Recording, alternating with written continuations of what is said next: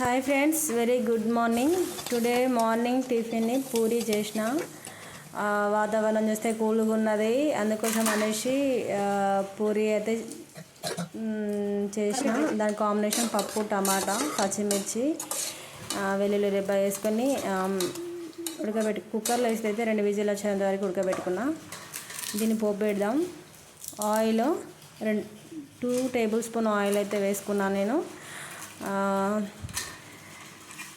అది కొంచెం హీట్ అయిన తర్వాత ఎండుమిరపకాయలు, పోపుకి ఎండుమిరపకాయలు వేస్తే దాని టేస్టే వేరు ఉంటుంది.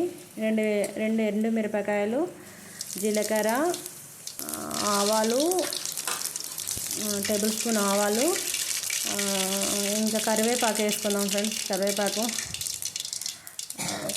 అయితే ఫ్రెష్గా ఉంటుంది, ఎందుకంటే మా ఇంట్లోనే చెట్టు ఉంది కాబట్టి ఎప్పుడు కర్రీ అంటే అప్పుడే పోయి తెంపుకొచ్చుకొని వేసుకోవడమే కర్రీలో.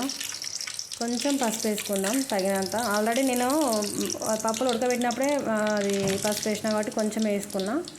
సో అది ఫ్రై అయిన తర్వాత పప్పు వేసుకుందాం.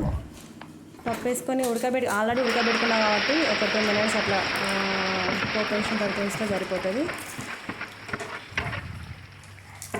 మంచిగా కలుపుకోవాలి. కలుపుకున్న తర్వాత ఆల్రెడీ అది ఉడకబెట్టిందే కాబట్టి అంతగానో టైం ఏం పట్టదు. జస్ట్ అట్లా 1 minute. సో అయిపోయింది పప్పు. ఎమ్మి పప్పు రెడీ. సర్వ్ చేసుకొని పూరీలోకి నంచుకొని తింటే భలే ఉంటుంది టేస్ట్. పూరీల కాంబినేషన్ పప్పు. బాయ్.